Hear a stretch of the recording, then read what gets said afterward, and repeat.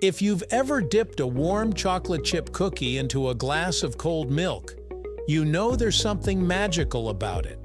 It's soft, gooey, and sweet. The perfect little comfort snack. But have you ever stopped to wonder where this classic cookie actually came from? Believe it or not, the chocolate chip cookie wasn't born in some giant factory. It was created completely by accident in a small inn in Massachusetts.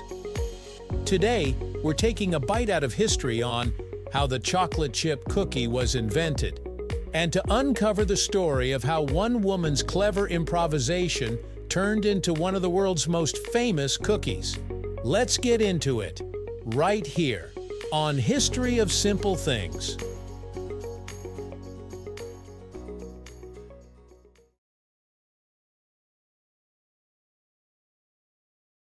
Before chocolate chip cookies existed, cookies in America looked very different.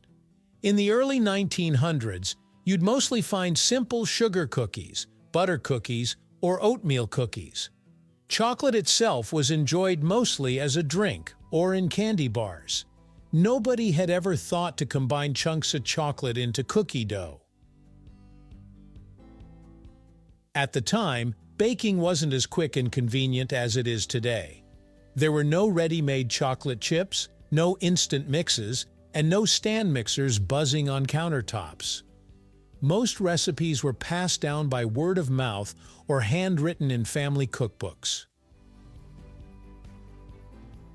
And then in the 1930s, during the Great Depression, a woman named Ruth Wakefield decided to bake something special for the guests at her inn. She didn't know it then, but what she did next would change dessert history forever. Ruth Wakefield wasn't just some random baker. She was a trained dietitian, cookbook author, and co-owner of a popular roadside inn called the Toll House Inn in Whitman, Massachusetts. Ruth and her husband Kenneth opened the inn in 1930. It quickly became famous for its home-cooked meals, especially its desserts. Travelers along the highway would stop by not just for a bed, but for the warm, comforting food she served. Her reputation as a baker grew fast. People loved her cooking, and she was always experimenting with new recipes. One of her regular recipes was for buttermilk dew cookies, a kind of thin butterscotch cookie that she often served with ice cream. But one day in 1938, she decided to try something new. She reached for a bar of chocolate. And that's when the story takes a delicious turn. According to the most famous version of the story, Ruth ran out of baker's chocolate, the kind that melts smoothly into cookie dough.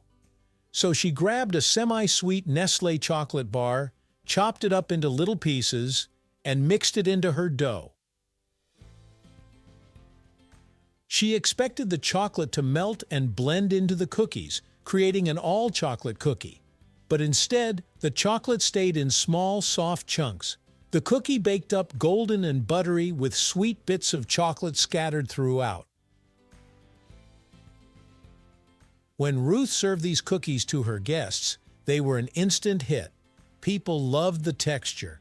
A warm, chewy cookie with little pockets of melted chocolate. It was different. It was new. It was unforgettable. And just like that, the chocolate chip cookie was born. Ruth named her new creation the Toll House Chocolate Crunch Cookie, after the inn itself. Word spread fast. People traveling through Massachusetts would stop at the Toll House Inn specifically for these cookies. Ruth was a smart businesswoman. She didn't just keep the recipe to herself, she shared it. She included it in her cookbook, Toll House Tried and True Recipes, published in 1938. That cookbook became a hit, and people across the country started baking chocolate chip cookies at home. But here's where the story gets even sweeter.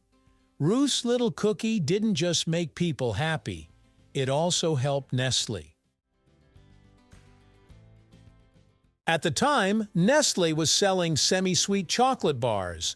After Ruth's recipe went viral, well, viral for the 1930s, Nestlé noticed a spike in their chocolate bar sales. People were buying their bars just to chop them up for cookies. So Nestlé reached out to Ruth Wakefield. They struck a deal. Nestlé would print her cookie recipe on the back of every chocolate bar, and in exchange, Ruth would get a lifetime supply of Nestlé chocolate. But Nestlé didn't stop there. In 1939, they made it even easier for home bakers. Instead of making people chop up chocolate bars by hand, Nestlé started selling chocolate in little morsels, what we now call chocolate chips. And that's why today, when you grab a bag of Nestlé Toll House chocolate chips, Ruth's original recipe is still right there on the back of the bag.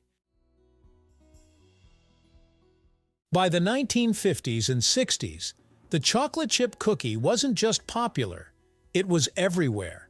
It had become a standard American homemade treat. Families baked them for holidays, school lunches, and neighborhood bake sales. Then came the commercial versions.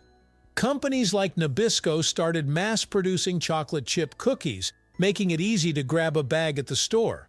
But even with all the store-bought options, nothing quite compared to the homemade version that Ruth had created.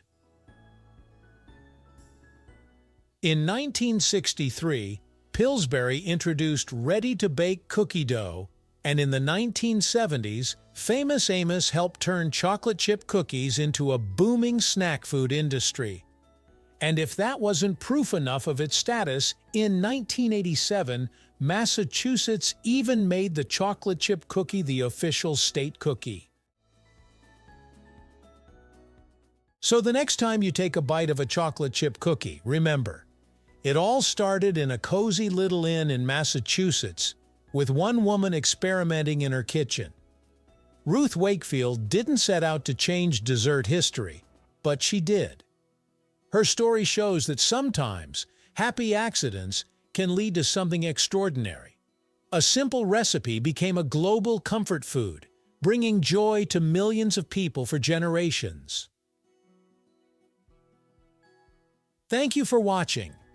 If you have suggestions for our next video, feel free to share them in the comments below. We'll be sure to give you an acknowledgement for your contribution. If you enjoyed this video, please check out our other bingeable channels. Thank you for joining us on this journey through the history of simple things. Don't forget to like, subscribe, and stay tuned for more stories woven through the smallest details.